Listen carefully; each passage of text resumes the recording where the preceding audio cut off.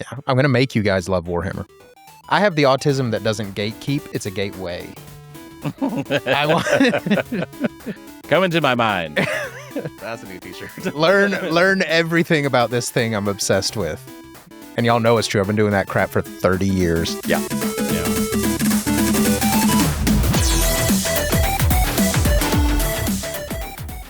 In this episode, Xbox sales continue to plummet. We take a look at the badass cast of the live-action God of War series. Is Martian Manhunter making an appearance in the DCU sooner than we think? And with the release of Wonder Man, is this the best stretch of Marvel Cinematic Universe that we've had in over 6 years? We'll be discussing all that and a lot more in this episode of Eat Sleep Nerd, a show where you can check out, go AFK, and relax with us as we discuss all things nerd. I'm Corey Winter, and joining me here, we got my brother Josh Winter. Yo. And our nerdy friend Christian James. I am Wonder Man. Oh, are you? Have you seen it? You've never wondered? I did see it. Yes. You are a wonder. Small team here today. We're missing half of our crew, but we're going to make the best of it. How you guys doing? Yeah? It's cold outside, dude. It is very cold so outside. cold outside. Like, so Like cold outside. disrespectfully cold. Yes. For it to be Alabama. Like, it gets pretty hot in the studio when the lights are on and everything, and we're all still wearing hoodies. Yes. Like, it's hot. cold. Yeah. It is not hot. It is not hot. Yes. It's cold. We're not built for this. We're correct. Yeah. Yeah. But, yeah. So, anything nerdy happening, guys? Yeah? Well, I spoke off camera a little bit about having some nerdy conversations at work. Come to find out, there's a lot of nerds I work with.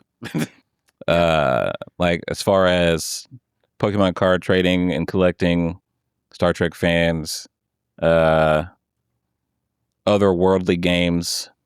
Yeah, it's interesting to actually get to talk to some people around the job. They let you talk at your job? Surprisingly, yeah. It's a big store, but yet, there's still some conversation that happens. Yeah. As long as the food keeps coming, right? Yeah. No, so yeah, Star Trek fans. There's a lot of Star Trek fans. There's more than you think. Yeah. I think They're out Star Trek still has a lot of closeted fans. Yeah. They don't like to preach that they like Star Trek. Yeah. Which is sad. Star Trek slaps. The girlfriend's in town. We went to Space and Rocket Center because she'd never been. And it's funny because a lot of the exhibits have Star Trek memorabilia in it. Yeah. I was like, oh. See, I haven't been to the Space Museum in like 20 years. Yeah, I hadn't been since middle school, since I went to space camp. To be fair, we haven't done a lot in space in 20 years. That's also true. Yeah. Didn't Elon's going to open a museum, though. We'll go to that one. Yeah. Didn't Blue Origin just say they're going to stop doing space missions for like the next 2 years or something? I think so, yeah. Yeah. Roof. At least that's one company that can say, hey, let's stop. Really, whenever you want. Yeah, it's fine. It's time. So yeah, Star Trek fans. We're actually going to be doing a whole episode about you guys. Probably in the next couple of weeks. There's something we got to get off our chest about Star Trek fans. A little bit of some mild discourse. yes. Yeah. Y'all, we're great. Yeah. It's y'all who have the minor discourse. Star Trek content usually does very good for our channel, but for some reason, we did a recent episode that just got a lot of hate. I mean, Like a lot of hate. vitriol. Yes. Yeah, so we're going to be dissecting some of those comments that you guys, hopefully, that you guys have left and you kept coming back to our channel, because there were some comments on there that said they were like disrecommending this channel. Disrecommending? Unrecommending? De-recommending? De-recommending? Do you Like they were flagging our channel for being so bad. like hate speech? Yeah. So we're going to be talking about that pretty soon. Not If you sure want what's hate up. speech, I got you. We can go. Yeah, we can go. So the Oscars are coming up, Yes. and Cynthia and I have been trying to power through some of the Oscar-nominated films. We're going to be doing an Oscar predictions episode here in the next month before the Oscars air, so we'll be doing our big prediction show that we do every year, trying to see how many of the winners we can accurately predict. We just watched one battle after another last night. I don't get it. Like, why is that a Best Picture nom? Like, if it's there in the comments in this video, let me know if you've seen that film and what you think about it, because I don't understand why it's getting so much acclaim. It's such a not even a weird movie. It's just not, it's not good. Like it's not a good film. The acting is fantastic. Leo, Sean Penn, Benicio del Toro, whatever his name is. Benicio. Benicio. Great actors. Film is awful. Makes no sense. I haven't seen it. I don't know. Yeah, I haven't It's seen so it yet. weird. I don't think I've seen a single Oscar-nominated film. Did you watch F1? Nope. Wow. You haven't seen Sinners? I also haven't gotten to watch anything Zootopia 2. since like summer. Oh, I saw Zootopia too. Hey, there you There go. you go. Saw that one. I saw the SpongeBob movie. Not an Oscar film. No. Maybe one day. No. No. It was not. It wasn't even old SpongeBob. It's like new SpongeBob. Yeah, like the new. It feels like I couldn't tell if they were trying to make it like a reboot, like a soft reboot, like a new starting point if you've never SpongeBob before. But like it went over a lot of things that we've been over before, but they were acting like it's the first time they've ever done this. Yeah. It was very strange. That's just SpongeBob. Like they try to keep introducing it for new kids. I guess that makes sense. Yeah. My kids thought it was great. So if that was the goal achieved. Yeah. I had to struggle through that movie. That is the first movie I have taken my children to where I was just like, is it over yet? But they had a blast. So mission accomplished. Pretty much all the SpongeBob movies except for the first one were like that. Like they're not good. No. But the kids thought it was great. They had a great time. There you go. So I guess that's something target we audience. preach all the time. Like it's not for us. It's not for us. We're just with Well, the usually there's at least something in kids movies that you can still enjoy. Nah. It was rough. not one Like Pixar bit. movies, those can be enjoyed by all ages. That's very true. Yeah. I guess that's a good way of putting it. This was not a family film. This was a kid's film. Yeah. Yeah. Like I think there's an important but subtle distinction there. And Yeah, the I feel like SpongeBob it's movie, usually- It was Yeah. stupid humor. it's not even stupid. Like it just wasn't. I don't even know how to put it. It was not. If you're just not a kid, you're just not going to think it's funny. Like I don't want to call it stupid humor because that's not It's like that's 6, not 7 humor. it. It's just like it's entertaining if you are a child. Yeah. I don't want to call it stupid humor because that insinuates that children are stupid. Children are not stupid, but they appreciate different timing, sensibility, repetitiveness. Their frontal lobes are not fully developed. Teeny. Like- Just teeny frontal lobes. Yeah. So that is a teeny frontal lobe movie. But if you have a 5 to 8 year old, they'll probably think it's amazing. New So- shirt. Teeny frontal lobe. Teeny Movie. frontal lobe movie. It should be like a ratings label. And it's just like yeah. T. For teeny frontal Yeah. lobes. Like I don't know. All right. So you have some movies to watch. You have about a month. No promises. Watch Sinners. It is the first one I'm going to watch. I would say at least If- Sinners. Like if I'm only going to watch one, it'll be Sinners. Out of all of them, I'd say watch Sinners. I've heard pretty consistently that is amazing. Yeah. So Like not alone just like the acting, but like the cinematography.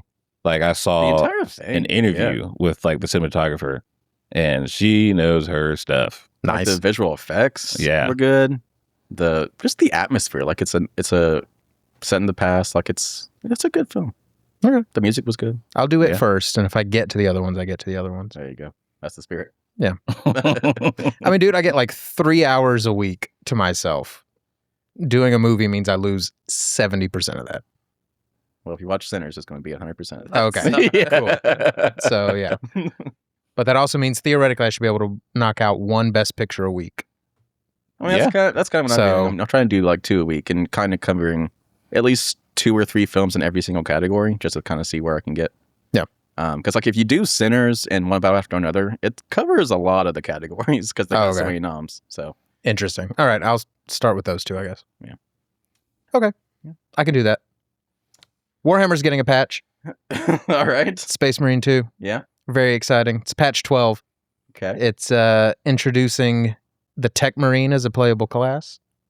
Okay. And I did see that. Yeah. yeah, and arguably the three most popular chapters,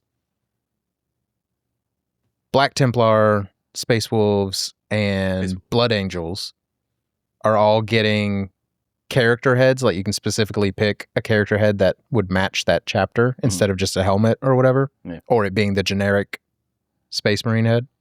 But more importantly, if you select that head, or actually, no, they changed it. You can select that head or not, but you can also pick your voice that you want your character to have, and you can pick a chapter-specific voice, and they've recorded like 450 lines of chapter-specific voicing for those 3 chapters.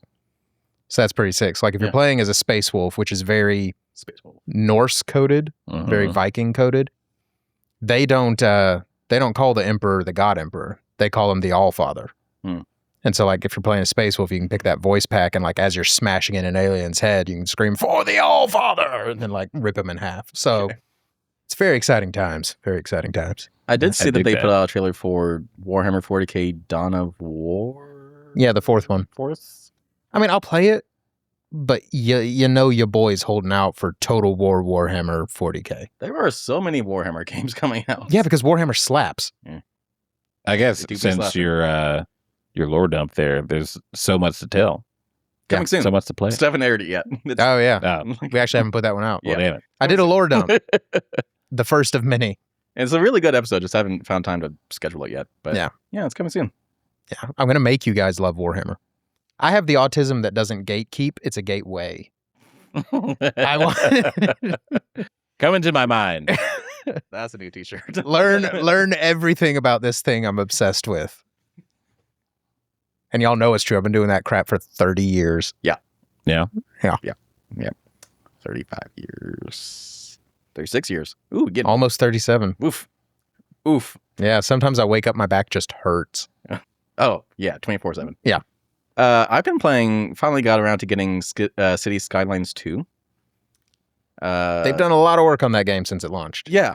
I have not had any problems with it. I know a lot of people still are complaining about it. It runs fine for me. The worst part about it is the freaking traffic. I cannot fix my traffic problems. Like just nonstop backups. I guess your city, Huntsville? Yeah.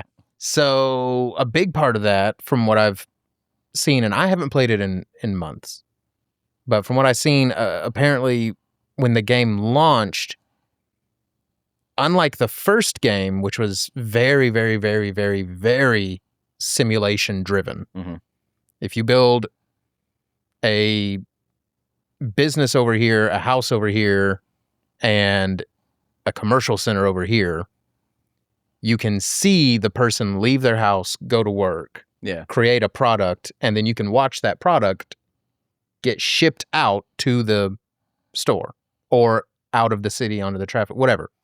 That was all simulation driven, and it was all very accurate. The new game, when it launched, apparently to ease strain on the engine, they were faking that simulation. Yeah. And now apparently we're kind of like halfway there. But one of the things that people think that halfway simulation is breaking is traffic. Yeah. Because it doesn't always flow the way that you think it should. Yeah. Because it no longer does true mapping from point A to point B. It's just, we know this group of people is going to try to get to this general area, and it's like halfway doing it. And it causes congestion in places where you wouldn't think it would happen. Yeah. I have roundabouts all over the place just to try to make things flow continuously.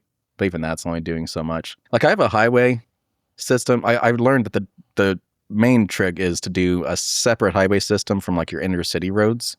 And that way, like the main traffic has like an actual city, like a bypass. Yeah. Right, yeah. But even then, it's just they're just getting backed up, man. Yeah. It's stressing me out. People are complaining. Yeah, I think it's one of those things.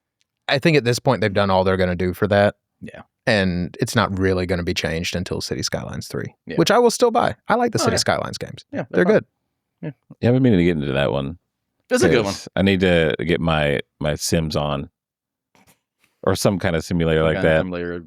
Dude, a simulator itch is a very specific itch. Yeah.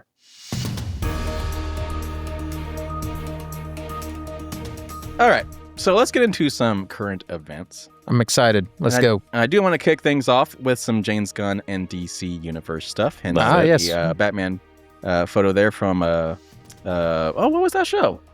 Beyond? No, that was Creature Commandos. Creature Commandos, yeah. I was trying to say Beast Wars. That's not it. That was not it. So have you guys been keeping up with the whole behind the scenes stuff, like James Gunn posting tweets and things and doing interviews and all this stuff? Not as much as I was before. I haven't seen his tweets. Now, because I think maybe he's on a ticking clock and it's not going to matter much longer anyway. Oof. Yeah. Oof. Because we just can't have nice things. All right, so we have an update on a couple of projects from James Gunn, the first being with Batman, obviously. So last week, The Hollywood Reporter confirmed that Christina Hodson was writing The Brave and the Bold, which will be the first Batman movie in James Gunn and Peter Safran's rebooted DC universe. Do you guys recognize her? So No. I'm going to cheat because I did see this headline.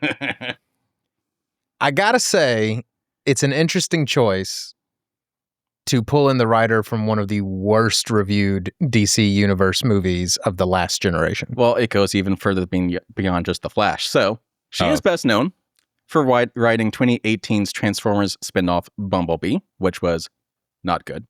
It's cute. She also wrote 2020's DCEU movie Birds of Prey, which was Not good. not great. And 2023's ill-fated The Flash, which was not great. So she also wrote the infamous Batgirl movie that Warner Brothers canceled after it was ready for release. So not a great track record as far as where her screenplays end up. Yeah. Let's get her for Batman. Let's get her for Batman. So Gunn responded to one person on social media who said Hodson was getting quote-unquote untrusted or unjust hatred, suggesting the Flash fans saw in theaters wasn't the Flash Hodson outlined in her screenplay. He went on to say that, I quote, "I will only say anyone maligning Christina Hodson's screenwriting skills has almost certainly never read an actual screenplay by Christina Hodson. She's one of the writers who was with us early in the DCU planning stages." End quote. He went on to say that, "I don't think you can judge my writing based on films others directed, as massive liberties are sometimes taken." So he has faith in her. And the man knows writing. So, I mean, I will say that. So when I was in film school, they explained that there's 3 points that can either save or destroy a film. The first one is writing it. It can either be good or bad. Then you get to directing it. It can be good or bad. It can take a great film and trash it. Or if you have a really great director who has okay material, he can save it. Yeah. And then the final bit is in editing, which we kind of lump together as that's all the effects, the editing, the music, all the post-work stuff, right? You can have a great film that editing absolutely destroys, or you can have a terrible film that if you put it together just right is probably not going to be great, but it's not going to be horrible. So I get what he's saying. By the time you see a movie, how much of the writer's vision is really left? Yeah. That being said, Oof. when pretty much your entire screenplay writing history is flops, at a certain point, the common denominator is you. So I will say, we all kind of agreed that Flash, there was something good there. Yeah, I do think that one that was one that was edited to death. Yeah. I think it was filmed and edited in so many different phases and reworkings. Yeah, okay, I'll give that one. Yeah. There was actor trouble, and I guess and studio interference trouble. Right. Okay, so that's a good point too. We also know that old Warner Brothers was horrible to the DCU and trying to dictate what it ended up being. EU. Yeah. Whatever. Who gives a crap? So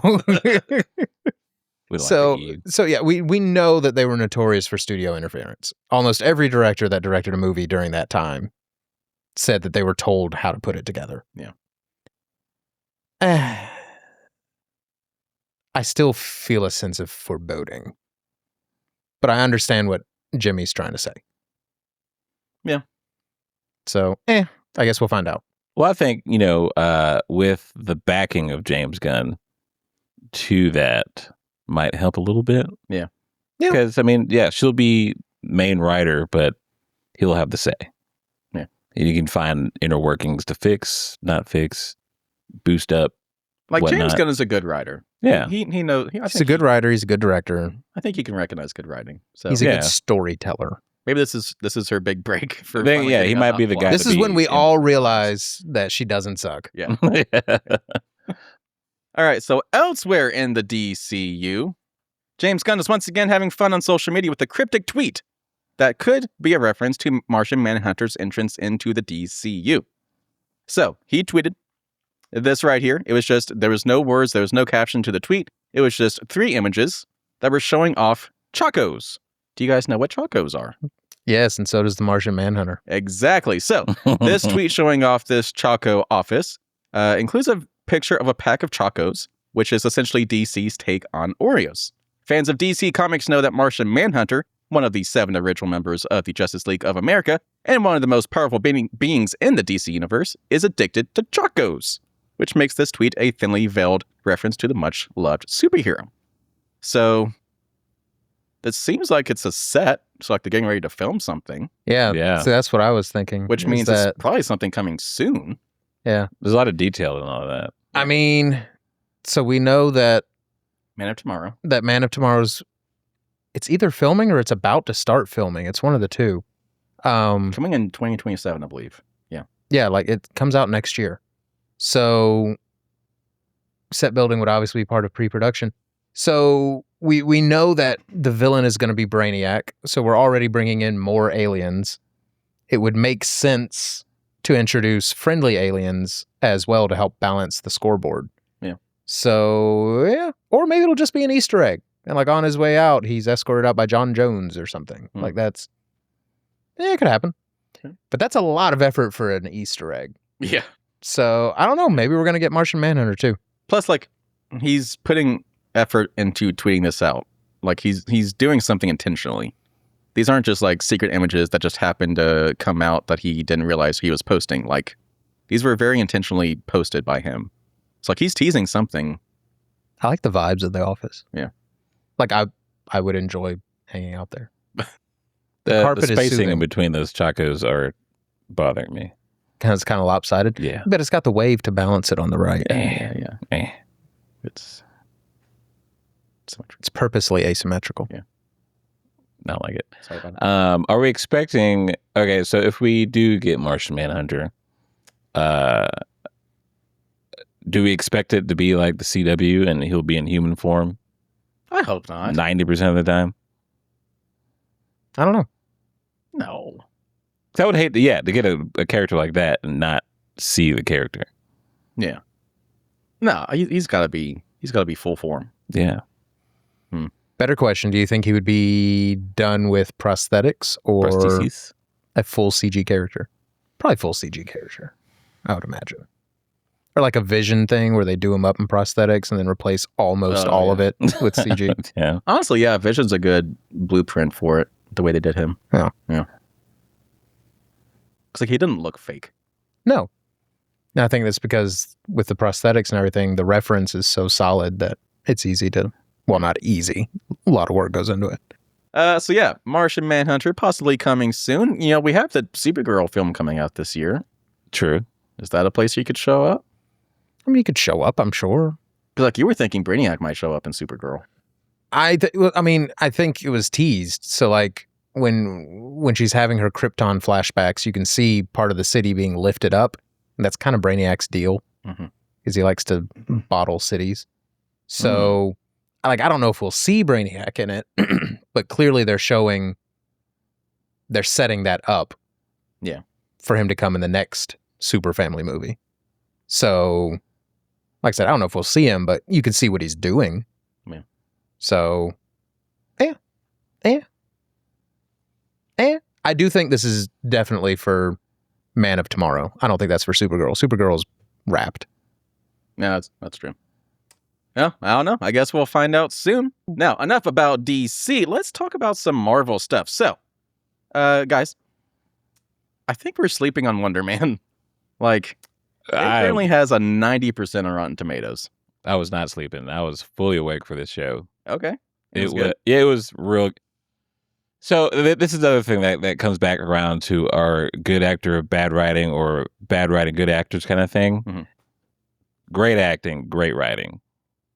And because you have Ben Kingsley. And yeah, I'm so glad he's back. Yahya Abdul Mateen, like as everybody knows, Wonder Man, his origin story, he is an actor. Yeah. And it comes about powers, blah blah blah blah. The scenes that they have him acting in while he's acting, superb. Like it's some things that he's doing for roles and things like that, and doing self tapes. Amazing. Yeah. Like those little scenes should be nominated eventually. Okay. Like Bold. especially from what we've gotten from Marvel TV shows. Yeah. Excellent. Like I was anticipating every next episode to come on. I'm like, cool. I'm glad they dropped them all at the same time, just so you can bang through them. And then, but by the end, you're just like, well, I hope he shows back up soon. Yeah. Wonder Man will return in Doomsday. I mean, he might. Why else would they put this out this year? I mean, We're just trying to squeeze everyone we can possibly squeeze into this movie. so this MCU has been on a very quiet stretch of bangers like this past year or so. Yeah, people just Yeah. don't care anymore, though. Yeah, but like they haven't had like they've done what Kevin Feige said, and they took out the output and doubled down on quality, and like everything they're putting out is solid. But that shows how easy it is to lose an audience and how hard it is to get them back. Yeah. And that's the sad part, because this was excellent. I finally watched Fantastic Four. Nice. Wow. That's about how far I am behind getting to watch new things. Can It's we quite get an update good. on that? It was good. It was It's quite good. good. Good. Good. Very Yes. good. Have you seen Thunderbolts yet? No. All right. We'll get there. Very good. It's Yeah. a good one. Maybe May. It's going to be May. Yeah. So still holding at a 90% on Rotten Tomatoes on the critic score. Audience score is right there with it at an 89%. So That almost never happens. yeah, universal acclaim so far for this show, which is actually kind of sad considering only 500 reviews have been left for the audience side of things. So not a very big audience at the moment, which is kind of sad considering that this is apparently a pretty good show. So I mean, we will be checking it out. Yeah, so Yeah. definitely keep up with it. Like, especially before the next movie. Yeah. Or the next project, whatever. But yeah, excellent. Watch it. Please watch it. All right. Elsewhere in Marvel, let's talk about Spidey. So, not to crush any hopes and dreams out there, but Sam Raimi, the original director of the first 3 Spider-Man films, says that Spider-Man 4 is not happening. As if there is any hope for this film happening. He has to double down and say it's not happening. Just That is a man who is tired of being asked about that. Like, that's what that is. So speaking to Screen Rant, Raimi said that he still loved the Spider-Man franchise, but could not see a way he would return to direct another entry himself, despite the enduring popularity of Maguire's incarnation and calls from fans for more following the character's reappearance in 2021's Spider-Man No Way Home. He says his versions of Peter Parker and Mary Jane Watson now have gone elsewhere. Raimi has suggested he'd be unable to tell more stories with his versions of Spider-Man and Mary Jane, as their lives have continued off-screen. Sure, man. Yeah. That's a very Why political answer there. Like, just, But I will also say his entry with Multiverse of Madness, yeah, you can go on somewhere. What? Like that movie was not good. Disagree. It was yeah, I'm not sorry, good. bro. I really was liked really good. Multiverse of No, Madness. oh my god, dude. I know I'm probably in the minority on that. I don't care. It was amazing. It was Like good. he had his horror elements into it. He even brought in what's his face, the guy with the hot dog stand in that movie. Oh, Damn. always in all of his crap. Bruce Yeah, Yeah, Bruce Campbell. Bruce Campbell. Yeah, even brought us Bruce Campbell. It's fine, whatever. But I kind of felt like it was kind of chunky. You're like- kind of chunky. I am. I am, but it doesn't take away from this movie. It was just like it was kind of all over the place. I liked it. Yeah, it was good. I like it. Even with America Chavez, it was like a big player in Marvel Universe. We see her not that much. And we've We seen don't- her none since then. None since We then. don't talk about her. She went back home. she found her mom. She starred right on out of here. Yeah. So sorry, Spider-Man 4 is not happening. But Amazing Spider-Man 3 is also not happening. Dang it. Let it go. This is not gonna happen. All right. Example of really good acting in really not great movies. Yeah. Yeah. That was really. Disagree. They were good. They were not. They were fine. They were okay at best. They were. They definitely weren't amazing. The first one was. Well, The second one was just too packed, but first one was good. It wasn't good. First one was good. It wasn't good. So good. Had heart. The only iconic thing they did in those movies was busting open Emma Watson's head. Or Emma, what's her Cracking face? back. Emma Stone. Stone. Stone, not Watson. Busting her face open. What? The Back of her head. That's what killed her, dog. Oh, it was snapping her back. No, she cracked that head into the pavement so hard. I mean, don't get me wrong. Her back is probably. Oh yeah, too. her back But is gone. point is, she dead.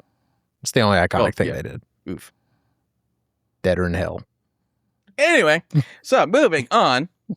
Let's get into our next story, moving away from superheroes. And I'm actually going to be calling my wife in for this one. She could not join us because she's lost her voice, but I had to get her in for this story right here. So we're going to put her on speakerphone. This is probably going to be super awkward.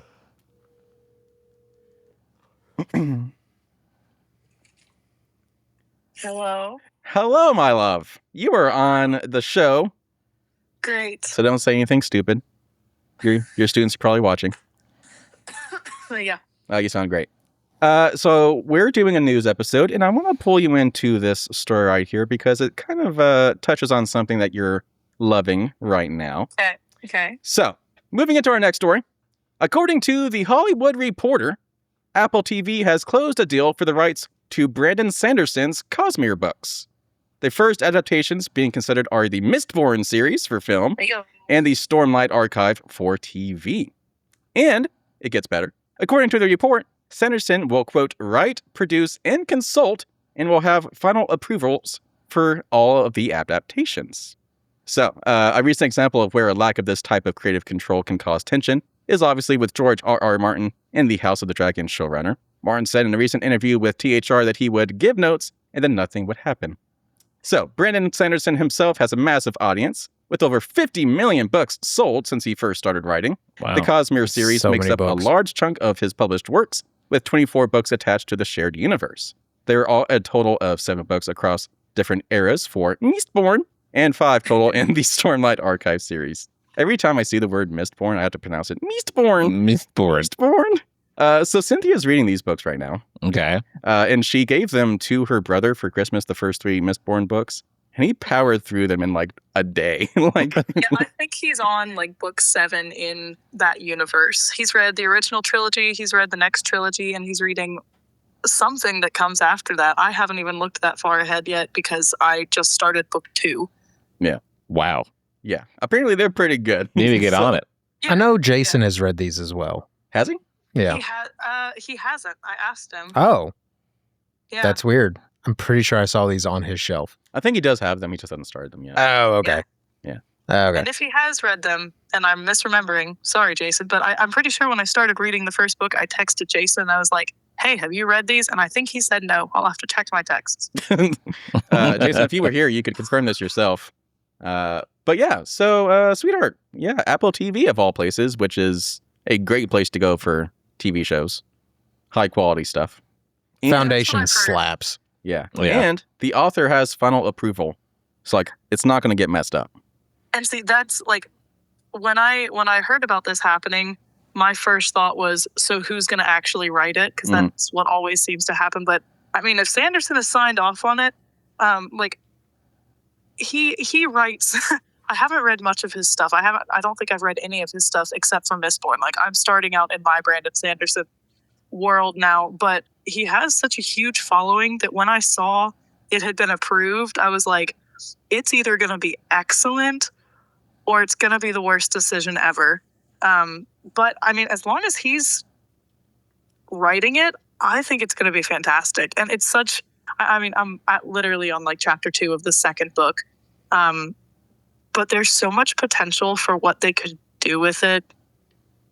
if they plan it correctly. Yeah. I think it's even just the way the first book is set up, it would lend itself to a TV show very, very well. Like, storyline wise and world building wise, there's so much to work with because he doesn't do shallow worlds and shallow characters. Like, yeah, you really can't in fantasy and science fiction. Like, you just can't do it, and some people still do anyway, but he definitely doesn't. So there's a lot to work with, and I think since he's the one writing it, I'm excited to see where they go with it, and I haven't even gotten into the meat of the story.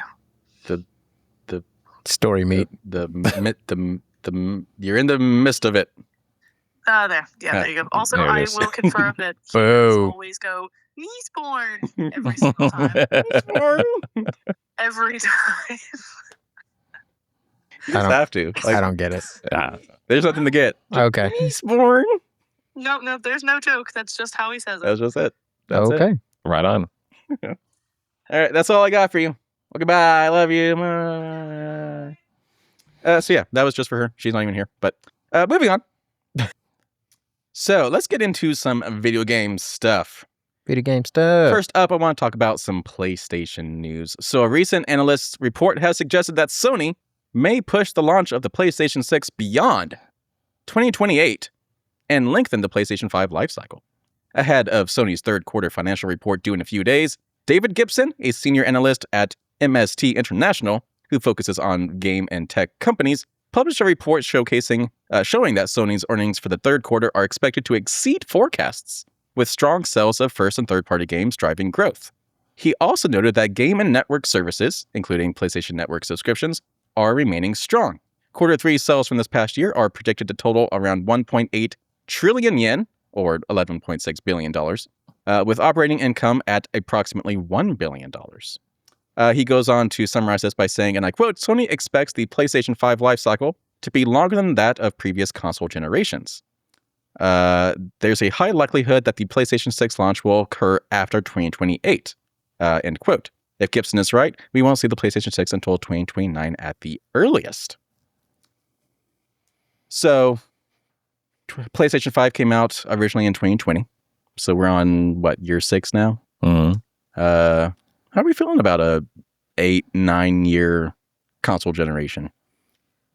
I think we're rapidly approaching the point with tech that new generations become less and less relevant. Mm-hmm. Like, I'm perfectly happy with PlayStation right now. Like, the quality is still good. Yeah. Yeah, like it's one of those things where you're no longer getting those dramatic graphical increases. Yeah. And the kind of returns you are getting on new tech is more about what it can do underneath the hood. So, but at the end of the day, the number one selling point for new games is always graphical, right? That's what gets people crunk. People get the most excited about what they can see. Yeah. And the truth is, even going from the PS4 to the PS5, the only major improvement we got was ray tracing. So lighting looked a lot better. Yeah.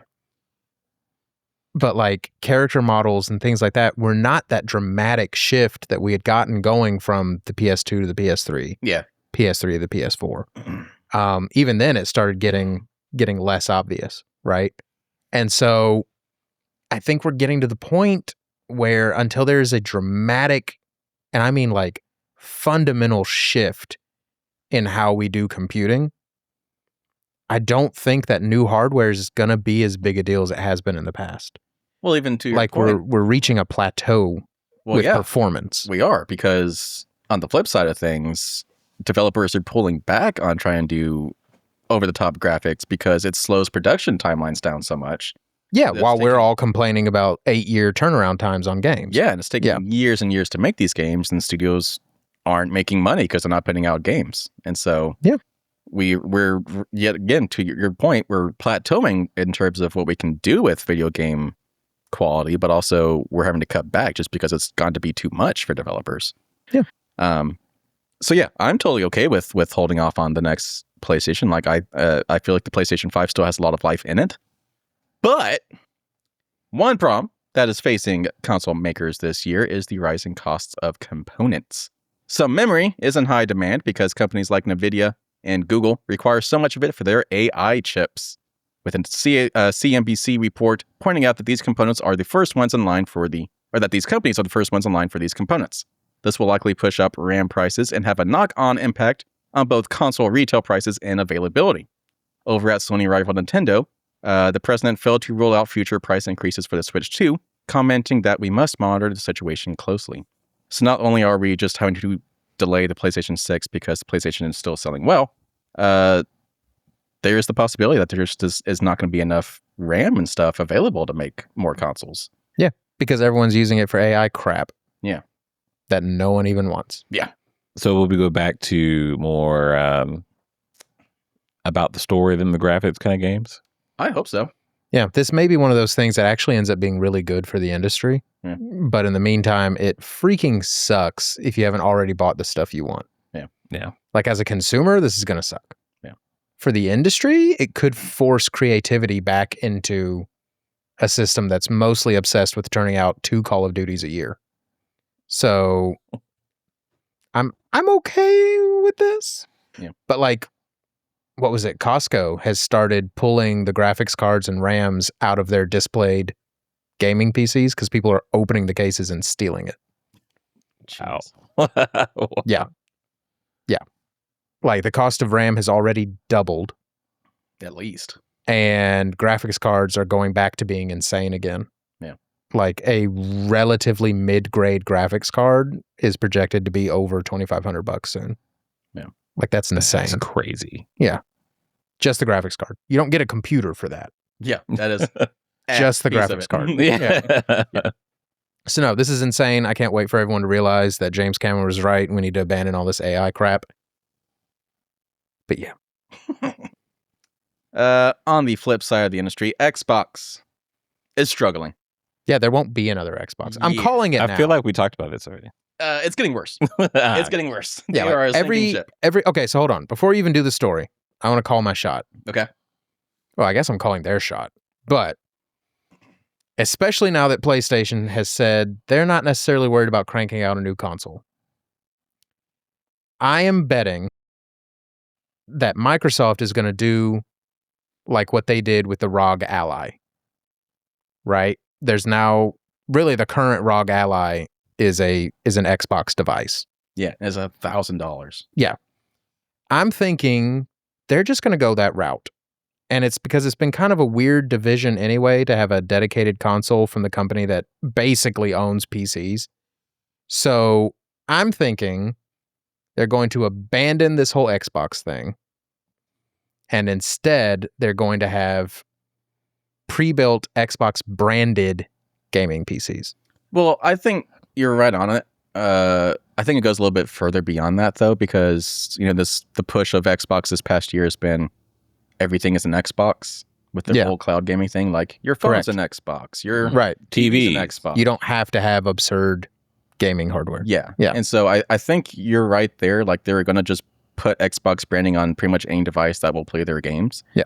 But I think at least for one more generation, they're going to kind of bridge the gap and offer that premium console Hardware. experience that kind of like bridges the gap from people that want to play games on their phone to people that want like a PC gaming thing, which is what Steam is doing now with the whole new, what is it? Steam Deck. No, the Steam PC, whatever they're calling it. Oh yeah, that thing. It has a name. I don't remember what it I is. forget what it's called. But that's what they're doing. Like they're trying to bridge the gap between a console and a PC, and they're putting a gaming PC in your living room. Yeah. But yeah, so I think you're right. I think Xbox as we know it this is the last generation for it. Case in point, Xbox has been having a hard time selling their consoles lately. And by lately, I mean for this entire generation. It didn't get any better over the 2025 holiday quarter. Microsoft has just reported its Q2 2026 earnings, including the news that hardware sales were down 32% year over year, after quarter upon quarter upon quarter of hardware declines. I'm reading from IGN. We don't have actual numbers as far as number of units sold, but last quarter, quarter one of 2026, hardware declined 29% year over year. Oof. The quarter before that, Q4 2025, hardware was down 22%. Quarter before that, down 6%. Before that, 29%. And before that, 29% in quarter one of 2025, which was July through to September of 2024. You have to go all the way back to Q2 of 2024, which was October through December of 2023, where they actually had an increase in revenue from console sales quarter to quarter. Wow. So it's been, 3 years now since they've actually turned a profit essentially on Xbox consoles? Time to wrap it up. Time to wrap it up. Just Oof. call it a day. Well, I mean, and like it's gotten to the point, how many places have quit carrying Xbox because no one's buying them? And they keep raising prices. No, it's because no one's buying them. So in order to continue to turn a profit on them, you have to increase the cost per unit because you're selling fewer units. You haven't made fewer units. Like you made the same number you were always going to make. That's the mistake they always do. Always. And Plus, so they raised prices when tariffs went into effect. That's Yeah. also true. Yeah. China. Yeah. So I don't know. I don't know how Xbox. Well, first off, close. it's worth acknowledging that generally speaking, most of these companies don't turn a profit On even when they're selling a lot of consoles. Sure. It's always a long-term plan to make the profit on the games. Yeah, that's true. So I'm assuming they're always operating at a little bit of a loss. But with Xbox, I have to imagine it's clearly a tremendous loss per unit. Good news is at some point they're just going to liquidate these and you'll probably be able to get them for a couple $100. If you If you just hold out long enough. It'd be that one commercial in the middle of the night. It's like, hey, you remember these? Yeah. well, like the reason I ended up getting Xbox Series X, because I got the PlayStation 5 first on launch day, ended up getting the Series X at some point not too far after that. I got it because I was like, well, I still want to be able to play the new Halos when they come out and stuff. LOL. And now they're on PlayStation. So like there's Wow. like Xbox is Yeah. good for Game Pass now, but even that keeps going up in price. And I don't know. Passport I was would silly. still argue Game Pass is still pretty solid. I mean, yeah, I still have it. Yeah. Like, I get it. The price going up sucks, but like the value for what you're paying, Yeah. honestly, pretty insane. Yeah. R.I.P. dog. I'm calling it now, it's dead. You'll be No, missed. like, look, I'm making my long-term call. I don't think we will get another proper Xbox. Now they've already announced a new Xbox. That doesn't mean crap. They're saying it's going to be that premium experience. Yeah, they're easing you into this is just a branded PC. Yeah. Yeah. It runs Windows. It's going to be a premium experience. It's a PC. It's a PC. You're just tricking people into buying a PC. Premium experience. Using those buzzwords. Yeah. Like it's going to be a PC. We're never going to get another standalone Xbox. It is done. In our last story, Amazon, MGM Studios, and Sony Pictures Television have announced the majority of the main cast for the upcoming live-action God of War TV series. So, many details about the God of War TV series. Plot remained under wraps, though it is said to fall in line with the 2018 game reboot, which follows Kratos and his son Atreus? Boy. As they travel in hopes of spreading their loved one's ashes. So, Spoiler first- alert, it's his mom. so Game is almost 10 years old. I don't feel bad about that. So we do have 1, 2, 3, 4, 5, 6, 7, 8 of the principal cast announced. I've seen it. It slaps. Yeah. So first one up, obviously in the role of Kratos, the lead actor, we have Ryan Hurst. And you might not recognize him with the beard, but I promise you know him. He is best known for playing the role of Gary Boutier in the Remember the Titans movie. Yep. Mm-hmm. As well as Opie Winston in the FX drama series Sons of Anarchy. That was good. He also Which he had a played. beard in. Do what? Which he had a did have beard. the beard in. Yeah. Yeah. He also played the Norse god Thor in the the God of War Ragnarok video game. Hashtag which he- irony. Yeah, for which he received the BAFTA award nomination. So just the side by side right here, he's standing next to like a sculpture of Kratos. Perfect casting. I mean, I see it. Perfect casting. Which is, he's taller than, which is cool. Yeah, yeah. Like that's great. I don't know if he's yoked enough yet. I mean, I think he's always in pretty good shape. Yeah. But like, Kratos is a thick dude. Yeah. 2 C's. Okay. No, I mean, I'm excited. I'm very excited. Yeah, I guess from that photo right here, he does look a little scrawny. I mean, I'm sure he's one of those actors that lets the yoke go away a little bit between projects. Sure. Like you need the bowling ball shoulders. That's the big thing. Got to have massive shoulders. Massive. So I have faith. Like, I think they're going to do great. Steroids are incredible. He has shoulders on his shoulders. Like, Yeah. Yeah. I don't even know what that muscle is. That's your delt. All right. Don't have that. Yeah. Don't have that. You know who has great delts? Tom Hardy. Very, yeah. We also have a name I am going to butcher. Olafsson? Sure. Sure. Oh, he is from. Oh, yeah. He Yeah. is. He is an Icelandic actor, as well as screenwriter and producer, known for his roles in films such as Children, The Deep, The Secret Life of Walter Mitty, and he was also in Severance most recently. He also provided the Icelandic voice of characters in animated films such as Ice Age, Lilo and Stitch, Brother Bear, and Kung Fu Panda. So yeah, he's playing Thor yet again. Dead ringer. Side-by-side comparison. Yep. Perfect. These people are just going to have to show up. Right. Yeah. That's it. Yeah. This is probably my favorite casting of all of them. Mandy Patinkin as Odin. Yet again, if you don't recognize his name, he played Inigo Montoya in The Princess Bride. Mandy Patinkin. He was also in Yentl, for which he earned a Golden Globe Award for Best Actor. In the role of Heimdall, we have Max Parker, relatively new actor, but he played Sergeant Sullivan in the Netflix military series Boots, as he was also in the Vampire Academy over on Peacock.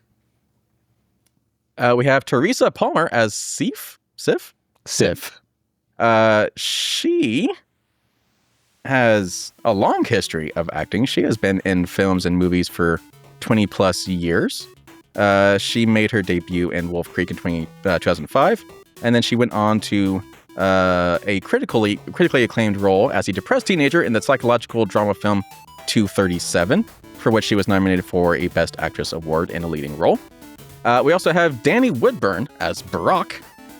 He played Mickey Abbott on the sitcom Seinfeld, and he has an additional 150 television and 30 film appearances to date. We have Jeff Golka as Sindri. Not a ton of credits, but he was in 5 episodes of The X-Files, so not too bad. That's all you need. Yeah, that's all you need. Right. And then we have Alistair Duncan as Mimir. And he's actually the original voice actor of that character from the 2 games. Even kind of looks like him. Yeah. He also is a big voice actor. He also played Alfred Pennyworth in several Batman films in the 2000s and 2010s. Neat. So yeah, stat cast, and all looked pretty perfectly cast as far as character models go. So Actual short people playing the dwarves. yeah, Take note, Disney. yeah. Just saying. So there's still some people to cast, but this looks great, and like I'm super excited that they're actually casting a good actor for Kratos. Yeah, no, this is solid. They clearly want to get it right. Yeah, I feel like they're swinging pretty hard. and it's Amazon. Yeah. Amazon always does well. Yeah, Mostly. mostly. Mostly does well, usually. Let's not talk about the peripheral or whatever. I'm sure there was a target audience for that. And just Yeah. wasn't me. Maybe if we got to the second episode, we would have seen it, but I don't know, man. Oh, man. That pilot piloted pretty hard. Like, I get it. The pilot's never the best episode. who starts off great? But, like, it should be good enough to make me want to watch the second episode. And it did not. Anyway. Eat, sleep, nerd. Yeah. All right. If you have not already, please subscribe to our YouTube channel, youtube.com/@EatSleepNerd. Leave a like on this video. Leave some comments down below if you want to join in on the conversation. If we said anything wrong during this episode, please let us know kindly in the comments down below. And also, don't forget, we have a shop. Shop.eatsleepnerd.com, where you can get a bunch of t-shirts, hoodies, sweatpants, bags, hats, mugs, bunch of stuff, bunch of different sizes, bunch of different colors, and all of it helps support our channel. So please, if you want to help support us, go buy some merch. And also, please share us with your friends and family over on social media. That goes a long way into supporting this channel. And Christian, Hello. 3 things nerds should be doing before they go watch the rest of our videos. Eat, sleep, nerd. No, nothing fancy? All right, eat, sleep, nerd.